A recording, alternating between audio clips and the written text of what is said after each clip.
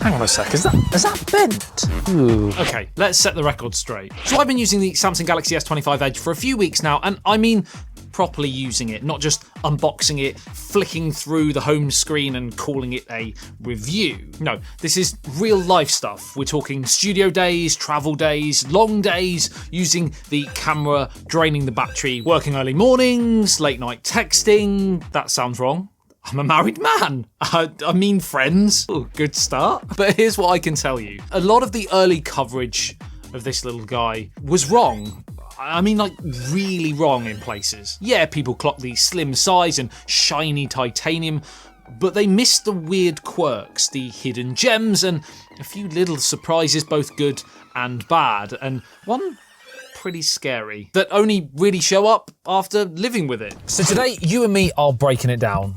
Was I right to question the camera, the battery? Is it worth £1,099? And of course, the big question that we've been talking about since its launch is, finally, can we actually locate who this phone is for? Grab a brew or a chai or an iced flat white if you're feeling a little bit posh. Click subscribe if you like this sort of content, and let's get into it. So of course the big headline here is this thing is 5.8mm thick. It weighs just 163 grams, and to be honest, at first I was like, yeah, it's thin, it looks cool, but what practical improvement does that actually give you? But after going from the S25 Edge to something like the iPhone 16 Pro Max, well, this thing feels like an absolute brick. Super heavy in comparison, and an advantage I never really knew I wanted until I kind of used it for a period of time. And I'm not even kidding.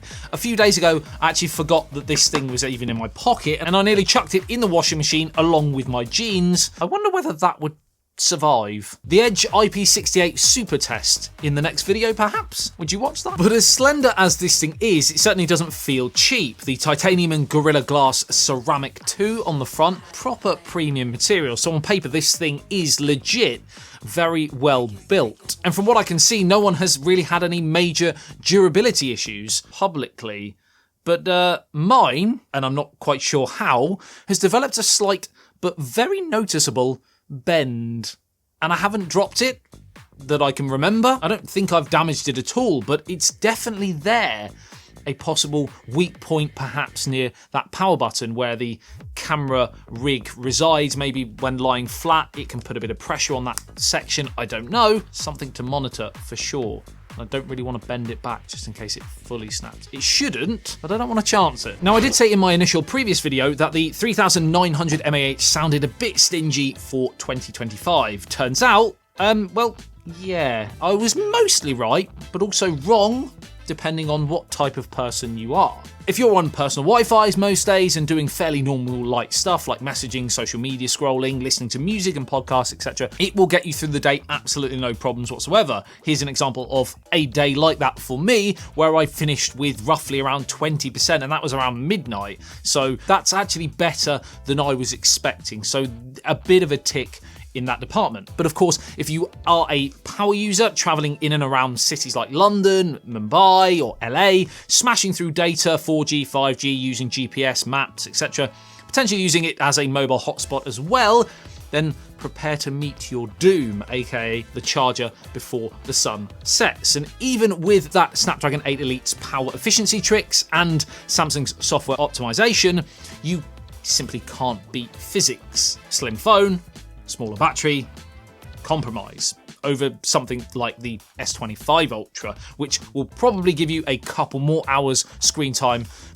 in the tank. That 5000 mAh battery cell there and better thermals will prevail. You do have a new flatter and wider vapor chamber here, but this thing can still run a little bit toasty, especially when gaming. You want an all-day battery? You want the Ultra. Or a power bank taped to the back, which would kind of defeat the object of this guy. On paper, outside of that same 200 megapixel main sensor, the Ultra is just better too when it comes down to photos and videos. Largely down to the lack of a decent zoom lens, as you only have that additional ultra wide. I think that this has been one of the biggest compromises for me, having a Samsung flagship phone without a decent zoom just feels a bit wrong, almost archaic. So in practice, well, thanks to that Pro Vision engine, standard photos are really good. Solid dynamic range, colours that pop, and night shots are bright with nice details. Hidden gem? Macro shots, believe it or not. It's actually pretty great, better than a lot of other flagships I've tested recently, which is nice to see, but the Achilles heel, again, that no periscope zoom. The digital zoom is actually very good, and the camera experience overall is very capable. For this price though, you will probably feel a little bit underwhelmed. Samsung, would it have hurt to add a 2 or maybe a 3x optical just underneath here? Don't know what that is. Under the hood, outside of being slightly warm to the touch, it is beast mode. We know this. It's the Snapdragon 8 Elite, 12GB of RAM, up to 512GB of storage. Apps just launch instantly. Multitasking is a breeze, and gaming, no problem. Runs Genshin Impact, COD, BGMI, all incredibly smooth. Again, marginally more consistent on something like the Ultra, but splitting hairs. Now, like with all new phones and basically every new device under the sun, the term AI is everywhere. You're probably like me, actually a little bit sick of hearing it, but as annoying as it possibly is to hear, Galaxy AI on the S25 Edge does have some really useful and nifty tricks. I still don't find the now brief that helpful, despite the idea in principle being really good. It feels a little bit half-baked to me, but the now bar is useful for keeping tabs on footy results and controlling music, and the Google integration with Circle to Search and Gemini is all really handy.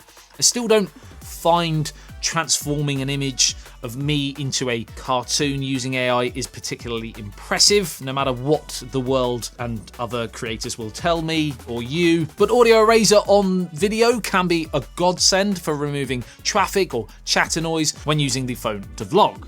So was I right to be worried? Well, yeah. The camera is still a bit underwhelming. The battery, whilst better than I was expecting, for how thin it is, solid, it's still worse than basically every other flagship phone available. And that bend, I must admit, is a little bit concerning. But I've also been surprised because the S25 Edge is more than just thin and shiny.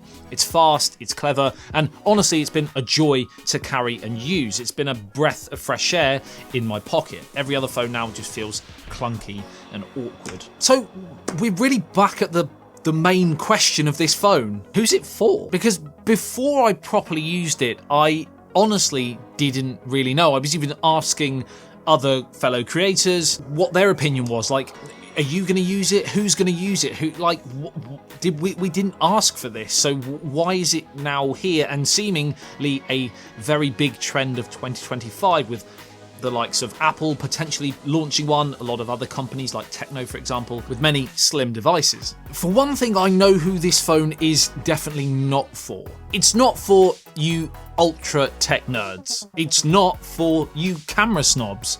And it's definitely not for you budget buyers. But if you want something that is ultra clean, super stylish, and honestly, a phone that, due to its dimensions, feels super elegant and easy to use, then the cons might be outweighed. A premium phone that can be used just almost like with no faff. It feels like it